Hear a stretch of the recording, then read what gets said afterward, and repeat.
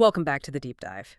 If you thought the global news environment was challenging heading into the new year, well, the first few days of 2026 have really proven that what we are experiencing is less a difficult news cycle and more a collision of global crises. It's a lot. It's a lot. We are seeing intense global conflicts erupt, unprecedented domestic political fracturing here in the United States, and deep systemic economic stress all converging into what feels like a total systemic shock. It really is a moment of extreme volatility. Yeah. And the sheer volume of information coming in daily, if not hourly, is just, it's intense. So for our deep dive today, our mission is to try and process some of this chaos. Exactly. We need to go beyond the headlines, which range from, unprovoked military actions abroad, literally days into the new year, to some truly startling revelations about the fundamental legitimacy and functioning of our political and economic institutions at home. So we're here to extract the crucial insights you need to understand this turbulent beginning to the year. Really, we're trying to help you connect the dots across continents and policy domains. That's the goal. Okay, let's unpack this and maybe provide some structure to the deluge. We've organized the conversation around three major threads that I think, in combination, define this current moment of instability. Okay. First, we have the explosive eruption of geopolitical conflict and the profound breakdowns in key global alliances. We're primarily looking at Latin America, the Middle East, and some of the cracks showing across Asia. Right. And the second thread will take us home to the United States, focusing on the collapse of political unity and governmental function. This involves the full-blown civil wars tearing through the political right and the stunning failure of Congress to perform its most basic legislative and oversight duties. And third, we'll analyze the underlying economic vulnerabilities and the deep lack of leadership transparency exposed by these events. This is something that's affecting everyone from military families to consumers worried about drug prices. And ultimately, we're looking for the why behind all this chaos, connecting that foreign policy aggression, which is often driven by external pressures, directly to the infighting, and, frankly, the institutional rot shaping domestic American politics. Let's start where the global alarm bells ring loudest, just a couple of days into the new year. The unprovoked kinetic invasion of a sovereign nation. We are talking, of course, about Venezuela. Yeah, the reports on this surfaced incredibly quickly.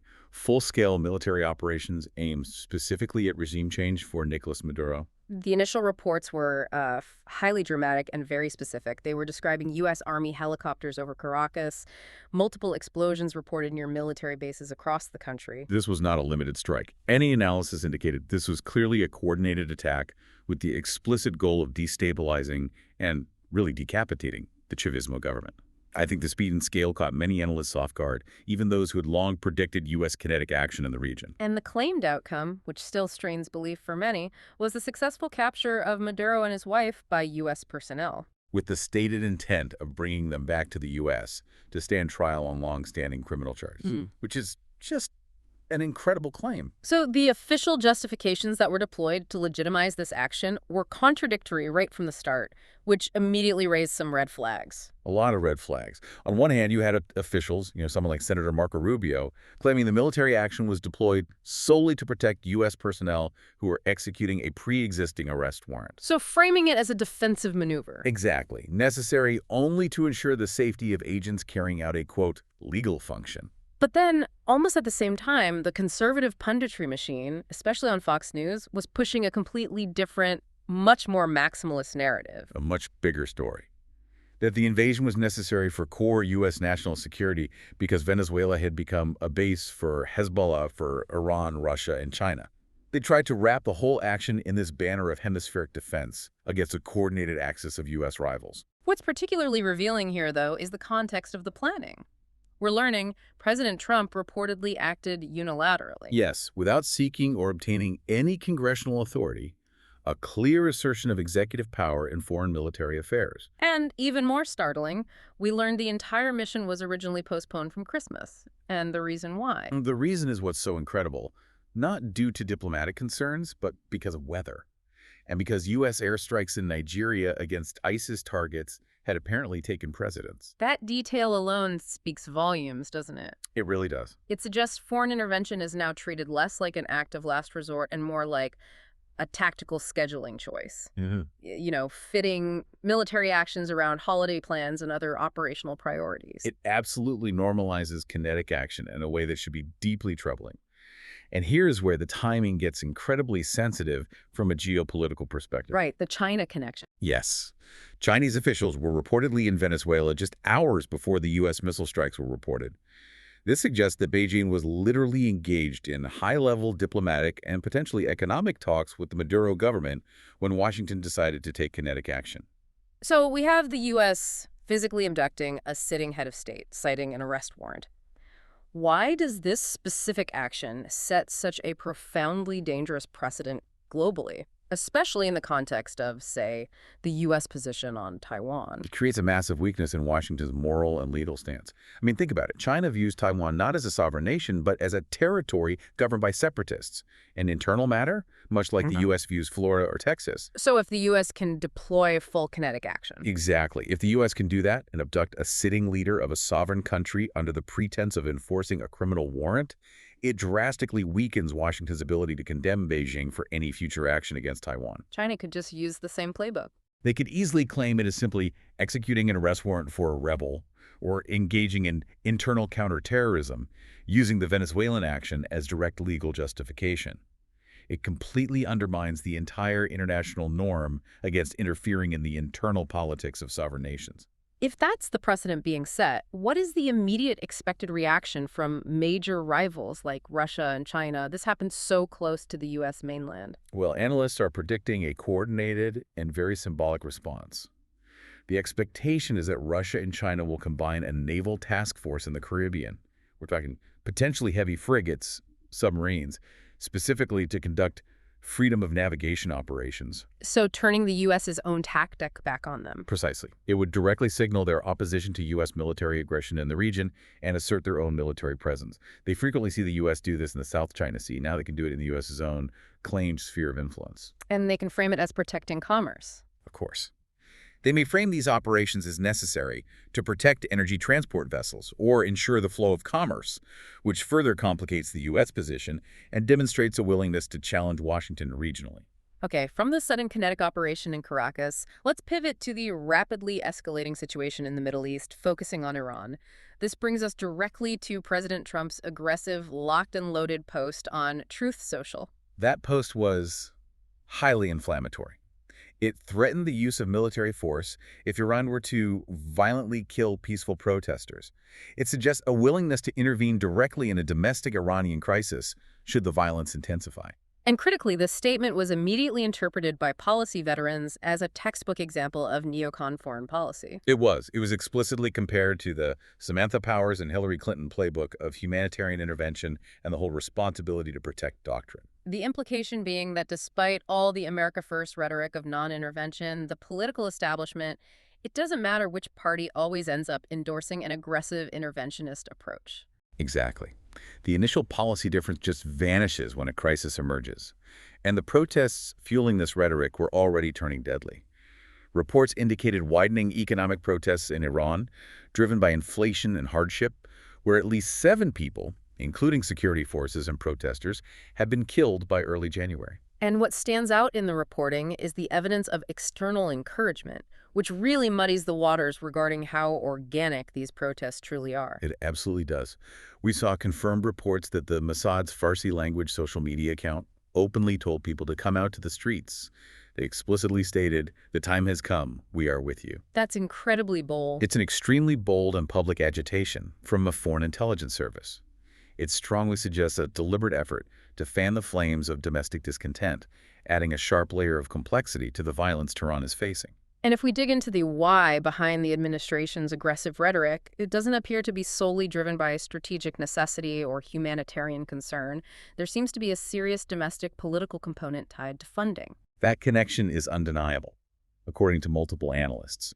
There is a very powerful perspective that Trump's tough rhetoric, particularly the immediate and explicit threat of force, is driven by the immediate need to appease Prime Minister Netanyahu and the powerful Israel lobby. Who many claim essentially guide that administration's Middle East policy. And this alignment is heavily tied to the high-value donor funding that's required for the upcoming midterms. So the foreign policy is being dictated by domestic fundraising needs and personal alliances, not necessarily a U.S. national security assessment. Precisely. You have to remember, Netanyahu had recently visited the White House, demanding a robust display of loyalty, especially given the competition for high-value funding flows, particularly from Saudi sources that have also courted Trump. And Netanyahu is pushing for a maximalist approach. Completely. One that targets not only Iran's nuclear capabilities, but also its ballistic missile and drone program. So if the criteria for U.S. intervention now include preventing Iran from increasing its ballistic missile capability, as the rhetoric suggests, a military conflict becomes almost inevitable. Iran sees that program as its core defensive deterrent.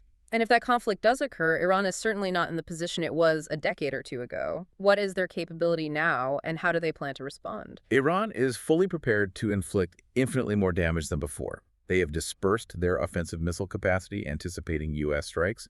And crucially, what many people outside the military establishment overlook is the primary target for Tehran's vast arsenal of missiles and drones. It's not Israel. The vast majority of those weapons are directed not at Israel, but specifically at U.S. forces stationed in the Persian Gulf, the Strait of Hormuz, and the Indian Ocean. Why the focus on U.S. assets rather than its longtime regional foe, Israel? Because the United States has been threatening attack and invasion for 3 decades, Tehran has built its entire strategy around deterring Washington's regional presence. They know that if the U.S. commits to a full-scale attack, their priority must be to make the U.S. presence in the region prohibitively expensive in terms of casualties and asset destruction. This dispersed and focused arsenal means any new military strike against Iran would likely face an even worse outcome than previous assessments suggested. That sets a profoundly dangerous stage for the year. A highly combustible mix of domestic unrest, external agitation, and military threats, now openly tied to domestic political funding needs. It's a powder keg.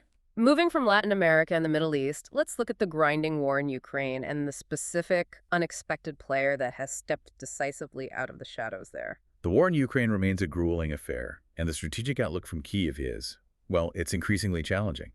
Many analysts are now describing Ukraine's core strategy to outlast Russia in a war of attrition as fundamentally absurd. Absurd is a strong word. If the political will of the Ukrainian people remains high, why is a strategy of attrition considered absurd? Because when political will is relatively equal on both sides, the conflict ultimately devolves into a test of material advantages.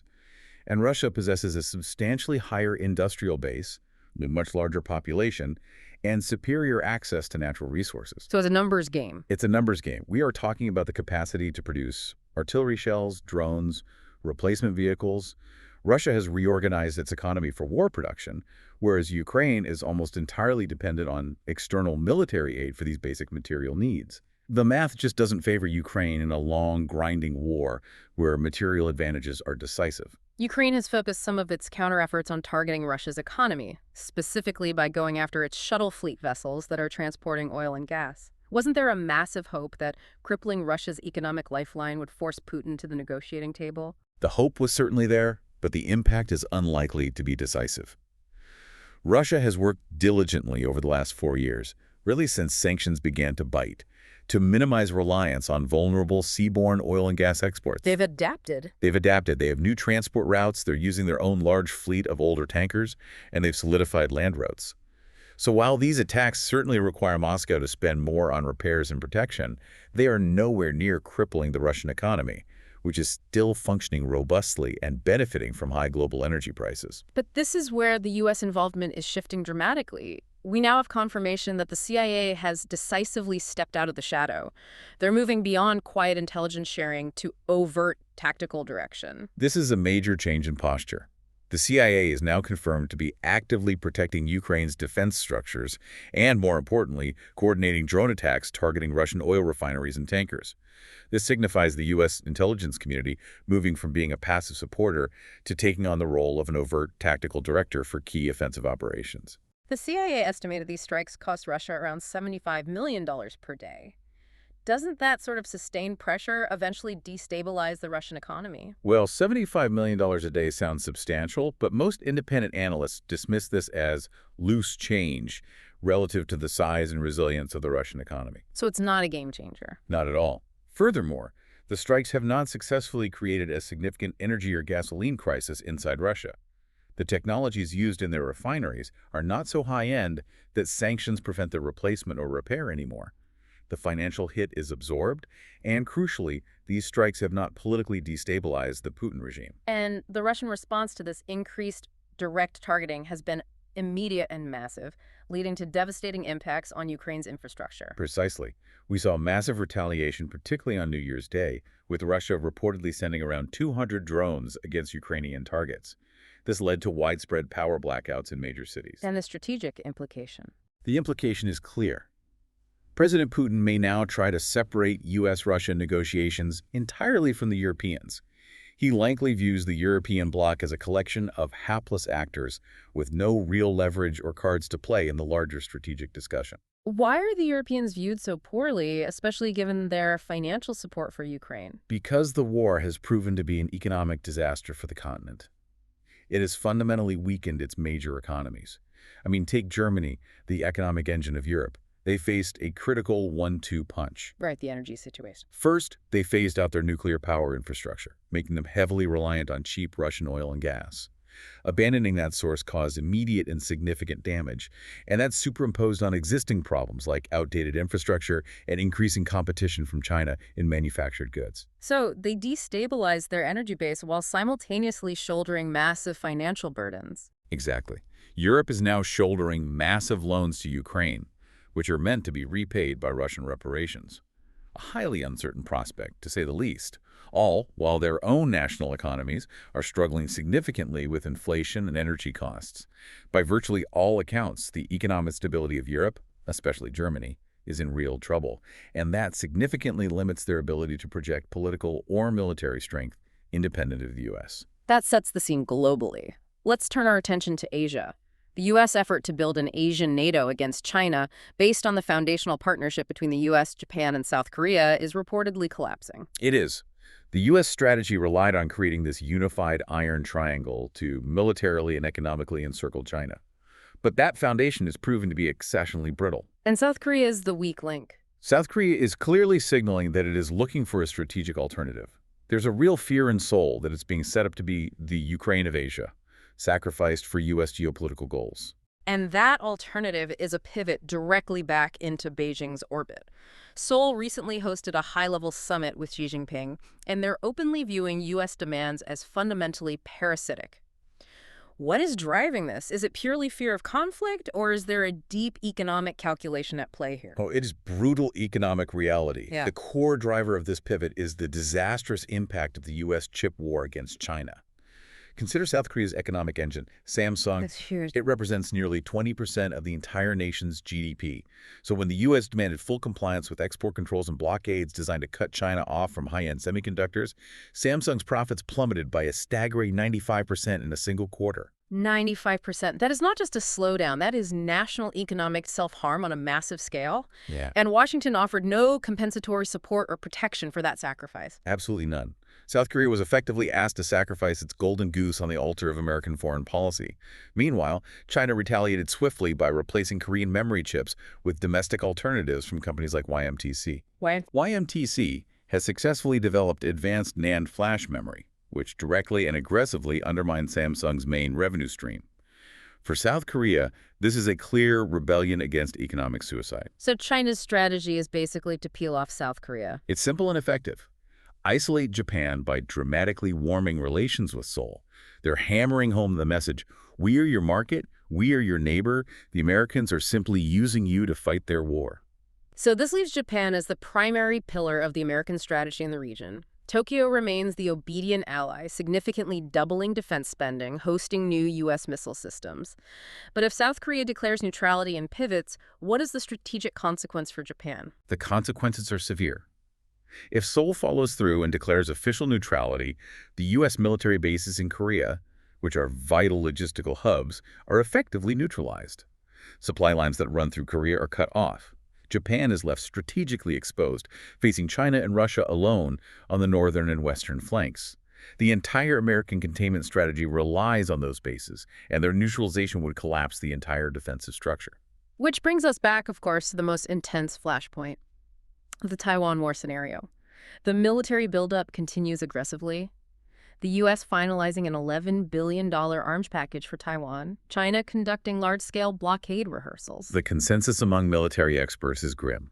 Neither the U.S. nor China can win a quick conventional war over Taiwan. The conflict would almost instantly devolve into a protracted, grinding war with significant and rapidly escalating nuclear risks. And furthermore, analysts are warning that the U.S. industrial base is currently profoundly unprepared for a long war with China. That's the key. Wait, we spend more than the next 10 countries combined on defense. Why isn't that money translating into industrial readiness? Where is the breakdown? The money isn't translating into readiness because of decades of prioritizing speed and efficiency through offshoring. It has resulted in the erosion of our domestic industrial capacity. The U.S. is critically short on specific necessary components for a sustained fight. Like what? We lack sufficient reserves of precision munitions, our shipbuilding capacity has atrophied significantly compared to China's, and we rely heavily on complex global supply chains for essential guided missile components and high-end chips. This dependence on global supply chains and the degradation of our manufacturing sector, our failure to invest in a sustained warfighting industrial base, that is the Achilles heel of the U.S. in a sustained conflict. And China. China has a formidable, modernized industrial base, much like Russia's, that's ready for full-scale production. So the U.S. financial and military advantage is hollowed out by a lack of capacity for a protracted war. This means a quick escalation to avoid a long war would carry massive risk. Exactly. Any fighting would almost inevitably involve attacks on the Chinese mainland, which intertwines conventional command structures with nuclear command structures. It raises the risk of catastrophic escalation to an almost unimaginable degree. Neither side can win quickly, which should be the most powerful force for a deterrence. But the geopolitical and domestic pressures driving aggression are intense. Let's shift now to those domestic pressures and the fault lines shaking the U.S. political system, the chaos that has defined the political landscape and Congress right out of the gate in 2026. Well, we have to start with the sheer fragmentation within the MAGA movement. It's currently engaged in what can only be described as a full-blown civil war. This isn't just petty squabbling. It is a deep ideological fissure. Right, you have prominent figures like Marjorie Taylor Greene breaking explicitly with Trump. And you have a deep, aggressive public feud unfolding between the media personalities aligned with the nationalist wing people like Tucker Carlson, Candace Owens, and Steve Bannon, and the traditional conservative establishment represented by Ben Shapiro. And what is the ideological core of this infighting? It seems to be U.S. policy toward Israel and the broader question of Zionism and U.S. foreign interventionism. The divide became shockingly public and aggressive. Candace Owens, for instance, supported theories that publicly raised suspicions about Israel's role in the highly publicized death of conservative figure Charlie Kirk. This led to a massive and aggressive counterattack from Ben Shapiro, who accused Owens of what he termed vintage anti-Semitism. This dispute really highlights a growing critical ideological split, particularly among younger conservatives. They're questioning the fundamental benefit of U.S. support for Israel and, by extension, the logic of endless wars abroad. The political cost and philosophical inconsistency of maintaining that foreign policy alignment, especially when coupled with anti-interventionist domestic rhetoric, is becoming increasingly high. And this political implosion brings us back to Steve Bannon's repeated critique of Trump as being a neocon in practice, if not always in rhetoric. Bannon has consistently highlighted the observation that regardless of whether voters elect a Democrat or a Republican, they are consistently delivered a neocon foreign policy agenda. The MAGA movement, which was founded on an America First isolationist foreign policy, is now watching its figurehead embrace the very aggressive interventionism he once campaigned against. And it's being driven entirely by donor demands and geopolitical positioning. Entirely. While the political right implodes internally, Congress itself is being characterized by observers as utterly dysfunctional. The 119th Congress is being labeled by multiple oversight groups as historically bad and a doormat. It really represents a profound failure of basic governmental function and responsibility. They have failed time and again to pass a basic yearly budget. They're constantly resorting to what are called continuing resolutions. A CR. A CR, which is essentially a failure to do their fundamental job. They're just kicking the can down the road by funding government agencies at previous levels. And why is that functionally damaging, beyond just being a sign of laziness? Well, CRs functionally paralyze government operations, particularly the military. They prevent the military from starting new contracts, they block modernization programs that require multi-year budgeting, and they prevent commanders from making necessary long-term operational plans.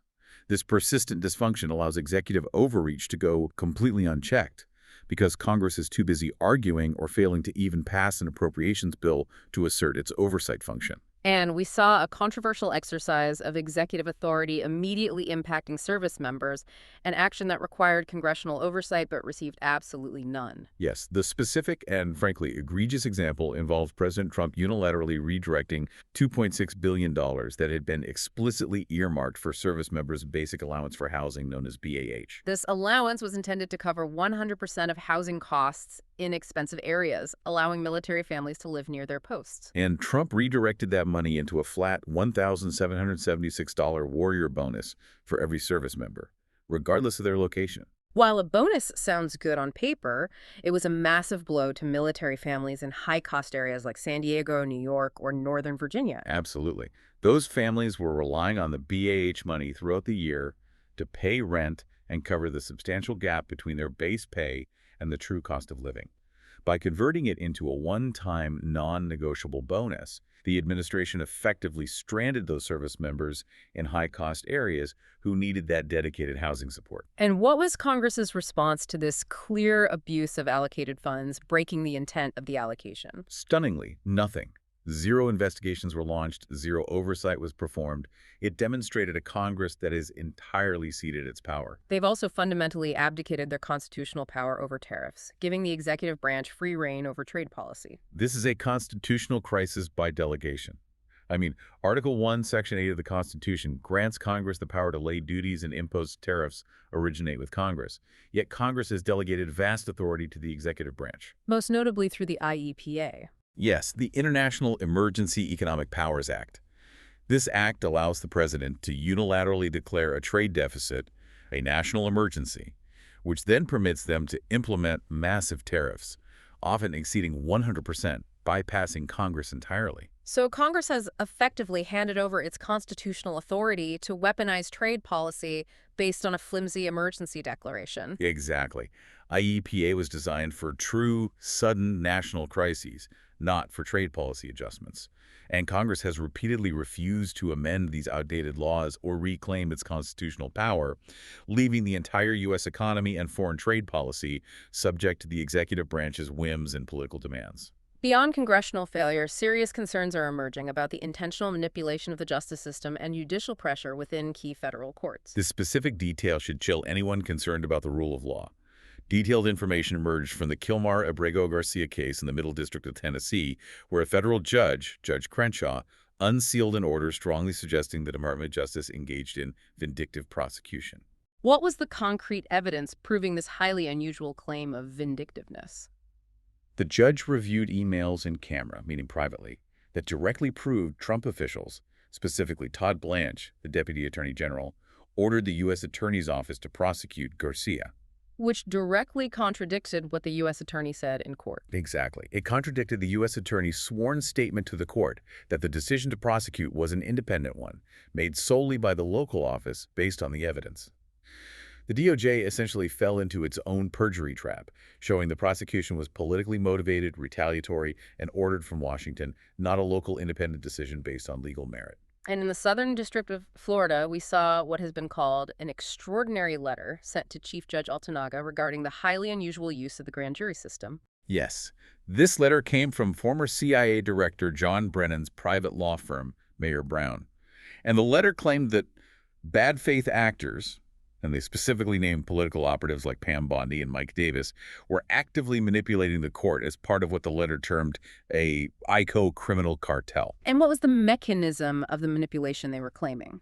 Their goal was to convene a grand jury specifically in Fort Pierce, Florida, which is a location often perceived to be linked to the political favor and pro-Trump bias of Judge Aileen Cannon. Correct. Instead of the customary and standard location in Miami, Brennan's lawyers were essentially warning the chief judge that her court, the very mechanism of justice, was being utilized by political operatives to benefit Trump's attempt to go after his political opponents, specifically Brennan himself. So they were sounding the alarm. They essentially told the chief judge that while these explicit accusations would normally be considered beyond the pale, the current circumstances required them to warn the highest judicial authority that the court process itself was being utilized for criminal stuff rather than legitimate prosecution. Finally, within this domestic instability, we see the administration continuing deeply divisive policies, notably those attempting to redefine what it means to be American and actively attempting to erase military history attributed to minorities. This is a core part of the administration's platform.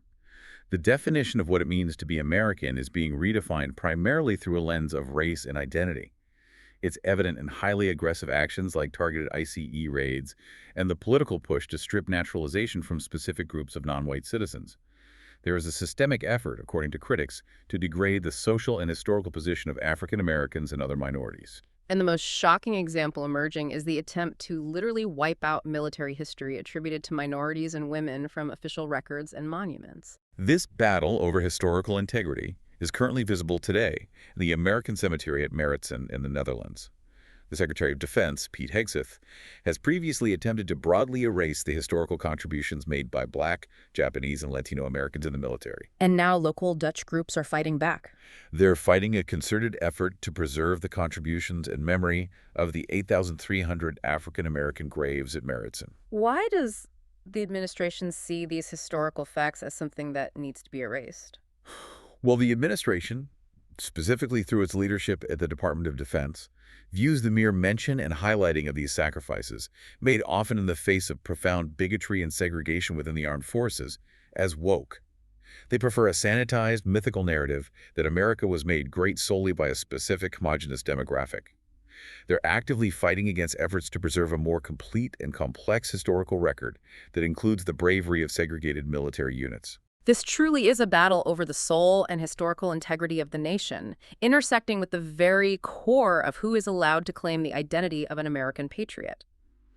Now let's pivot away from the political chaos to look at the economic realities that underpin all of this political instability, starting with the transparency or lack thereof from the highest levels of leadership. The public's focus on President Trump's health is persistent, precisely because of the continuous lack of transparency and a pattern of deception.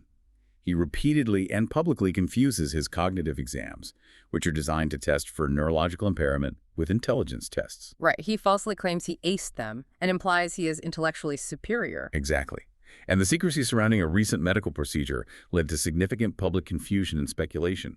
Notably, his public inability to distinguish accurately between a CT scan and an MRI, using the terms interchangeably. But one of his former associates provided a very specific detail about a long-standing medical habit that really highlights the secrecy. Yes. Reports indicate former associates observed him taking 325 milligrams of bare, chalky aspirin daily for over a decade. He genuinely believed this dosage was optimal for his heart health. But that dosage is far higher, 4 times higher than the standard 82 milligram dose typically recommended for cardiovascular benefits. It's a dangerous dose. This habit, combined with public reports of unexplained bruising, highlights a dangerous combination of medical ignorance and political secrecy. How does this connect to the broader authoritarian mindset we see reflected in the administration's policies? It's a classic reflection of the authoritarian mentality that demands perfect image control. Any sign of weakness, be it aging, illness, or simply admitting a mistake, must be immediately covered up by layers of lies and inflated claims of exceptionalism. And this behavior perpetuates a broader trend of deception that erodes trust. Absolutely. Like his inflated claims of brokering trillion-dollar deals with smaller countries like Qatar, whose entire annual GDP is only $145 billion. International leaders see these fabrications and they recognize the underlying deception, which fundamentally undermines U.S. credibility globally during a time of crisis. Let's turn to the promised economic victories that were supposed to boost the economy, specifically the claims about lowering drug prices, which have been exposed as a total scam. The administration claimed major wins through initiatives like MFN deals or the Trump RX website. And the reality revealed by market data is completely different. Despite the rhetoric and the public relations blitz, drug prices are significantly up year over year. Drug makers raised prices on 350 essential medicines with a median increase of 4%. So what happened? What happened is a classic pharmaceutical industry maneuver. They gave the administration visible wins on a handful of highly popular drugs, like Ozempic, whose prices were already being lowered in foreign markets due to external pressures. They used these minor, already planned concessions as a political cover. So while the media and politicians were cheering those few visible price drops, the pharmaceutical companies were quietly offsetting those losses by raising prices on everything else. Exactly. Prices were quietly raised on essential medications like cancer drugs, RSV vaccines, and shingles vaccines, which affect vulnerable populations. The administration allowed these price increases on 350 other drugs because they failed to use real systemic leverage. And what's the real solution? The effective solution, which we see implemented successfully in Canada and other wealthy nations, is the power of government negotiation, specifically for programs like Medicare, which forces drug prices not to rise faster than inflation. The administration's suggestion that individual Americans should attempt to negotiate drug prices with massive pharmaceutical companies is just ludicrous. It puts an individual patient up against the might of AstraZeneca. Finally, we need to discuss a deeply cynical movement that is gaining traction online and in media. The conservative pro-baby movement, championed by wealthy right-wing female influencers. This movement, featuring figures like Megyn Kelly and Candace Owens, delivers a very specific, traditionalist message. They urge young women to completely forsake their hard-won careers, embrace submission, and prioritize motherhood above all else, claiming this path leads to ultimate fulfillment and happiness. Their core message is, don't put off having children. Career can wait, and financial dependence on a husband is the secret to resolving life's complexities and costs. Right, but the cognitive dissonance and hypocrisy here are staggering. These women giving this advice are, almost without exception, highly successful, have built massive personal brands, possess significant financial independence, and employ extensive household help, including nannies and cleaning services. They're literally doing the opposite of what they preach. Precisely. They achieved wealth and autonomy through career focus, yet they are telling average women that financial dependence on a single income will magically solve the crippling costs of raising a family in the modern economy. This narrative completely ignores the economic root of why birth rates are declining in the first place. What is that economic root, and how does it contradict the cultural narrative being pushed? The consensus among economists is clear. The problem isn't women's attitudes, nor is it feminism. It is the fundamentally broken economy and the lack of a social safety net. We face decades of stagnant wages. Healthcare is cripplingly tied to employment. Housing has become an unaffordable investment vehicle instead of a stable asset. And childcare often costs significantly more than college tuition. The modern economy now requires two incomes to achieve the same level of middle-class stability that one income provided in 1970. Exactly. And when you look at the actual policy solutions that would practically fix this problem, things like mandatory paid parental leave, subsidized universal child care, or universal health care, what is the response from the leaders of this pro-baby movement? They oppose them. They oppose every single one of those policies, often labeling them as socialism or communism. And they do that because those policies conflict fundamentally with the low-tax, anti-regulation economic structure preferred by their wealthy donors and political allies. They want women to have babies, but they aggressively oppose making it economically viable, safe, or affordable to raise those babies. That disconnect just proves the movement is less about genuine family stability and more about politics, ideology, and shoring up a traditionalist worldview that is completely disconnected from economic reality. And countries that actually offer robust paid leave, subsidized childcare, and universal health care are the ones that successfully maintain higher and more stable birth rates. This has been an incredibly turbulent and revealing start to 2026. We've covered an explosion of foreign adventurism, the unprovoked invasion of Venezuela, the aggressive, politically motivated rhetoric toward Iran. We've detailed a systemic collapse of political integrity here at home, evidenced by the implosion of the Maduro movement and the profound failure and abdication of congressional power. And we've exposed the deep-seated economic weakness and hypocrisy driving global alliance fractures and affecting the fundamental viability of family finances. This intense period of overlapping global and domestic crises really points toward what many serious observers are calling a pre-revolutionary moment in the West. This level of turbulence is not just cyclical politics. It's driven by a deep, systemic institutional illegitimacy, the widespread loss of faith in political leadership, the media, and economic systems, compounded by extreme economic inequality and lack of opportunity. So if the status quo continues to fail to address these fundamental problems, If it fails, history suggests there are three main revolutionary paths we might see unfold in the coming years. A straight-out shift toward authoritarianism or fascism, a moderate Franklin Rooseveltian swing focusing on massive government intervention, regulation, and reform, a kind of New Deal 2.0, or a fundamental structural shift toward democratizing enterprise and production, potentially through models like worker cooperatives and decentralized economic power. That is the ultimate choice confronting the political and economic classes globally. we hope this deep dive has been informative and given you much to reflect on regarding the connections between global instability, domestic fracture, and economic weakness. Thank you for listening, and be sure to subscribe and tap the like button so that hot news keeps you posted about the latest news.